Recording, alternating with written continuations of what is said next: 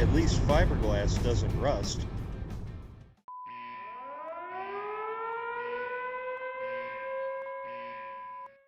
Hello again, folks. This week, Johnny and Dalton took pity on me and allowed me to do an easier build.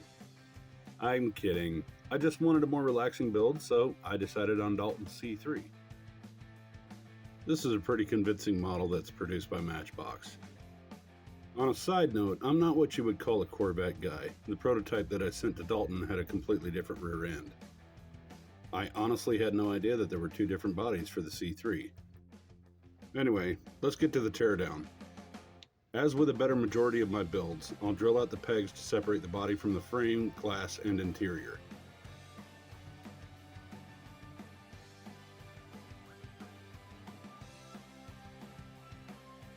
Once the body's been separated, I'll send it off to the goo for stripping and work on other items as the stripper does its thing.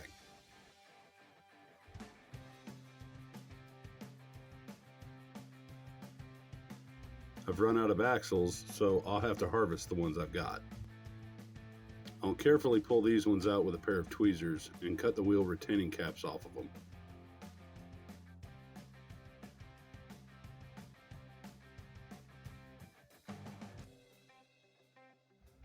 Like so.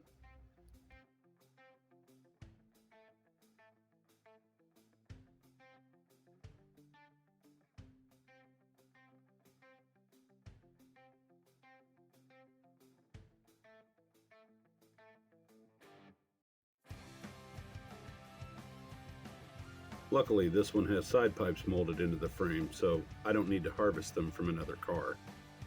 For these, it's just a matter of chrome paint. I've had some folks poke at me for my use of paint markers instead of brushes. To them, I say, shut up. Now with the exhaust done, I'll move on to printing the rims. Now, I didn't record designing these because I'd already done it for the prototype. Besides, these were pretty simple and it only took about 10 minutes to print them anyway. When they're done printing, I'll get them into paint along with the interior.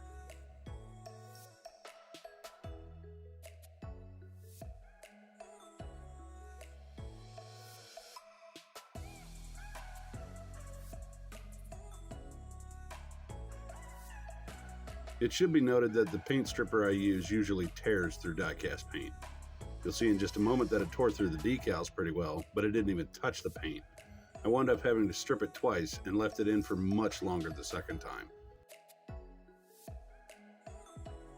It finally did work, but it slowed my project down quite a bit.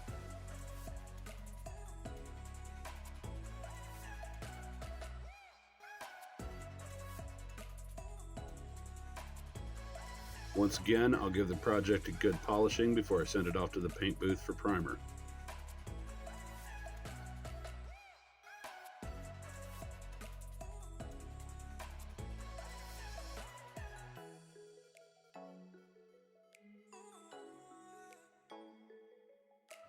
There were a couple of stubborn areas that the wire wheel couldn't reach, so I used the dental tools that Foggy got me to pick off the rest.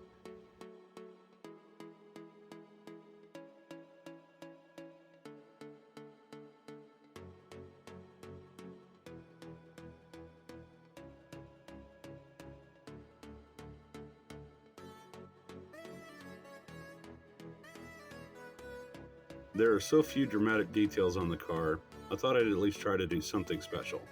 I'm going to make the T-tops. The glass from this VW truck trailer should do nicely.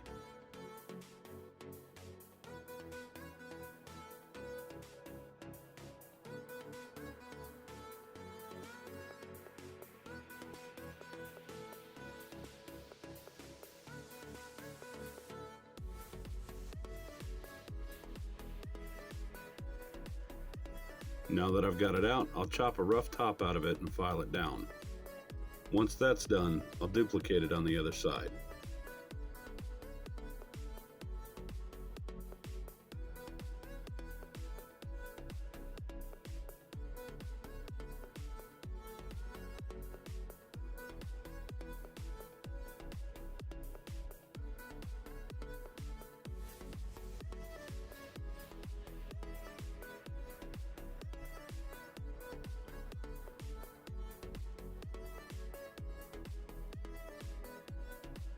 That's not too terrible.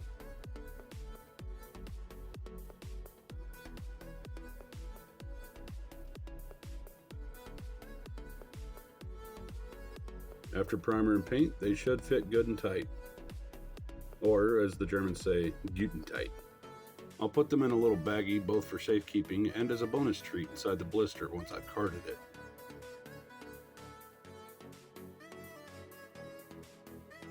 Alright, that's enough fooling around. Let's get this body into primer.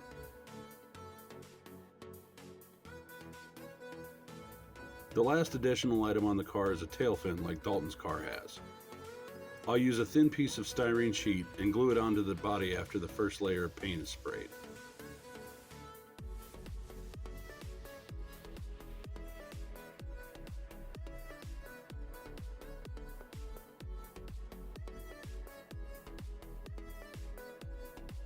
Here, I'm just staring down the wheels. They blinked. How's about some cherry red paint?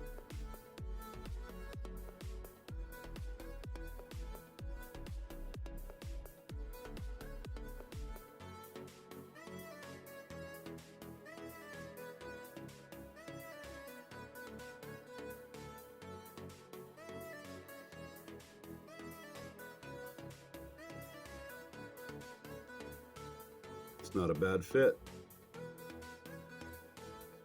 I'll get it mounted, then hit the body with another layer of red.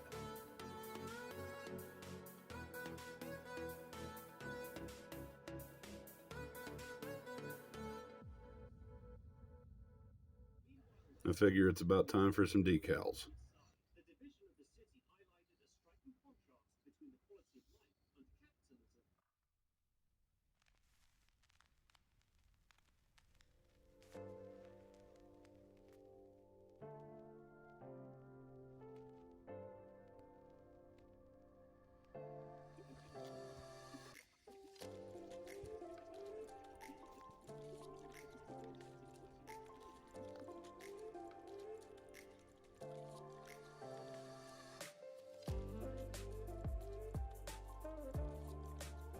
I'll finish up the decals off camera. Let's get onto those glamour shots.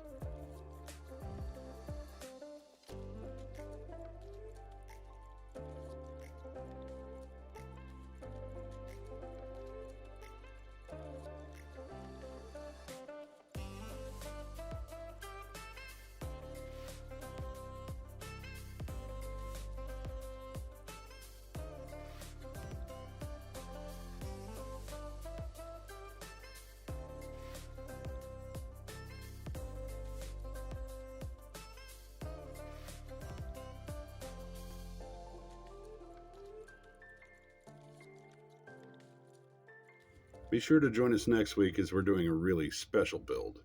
From Victor Mackey, Johnny B, our families, functional histories, be safe, take care of each other.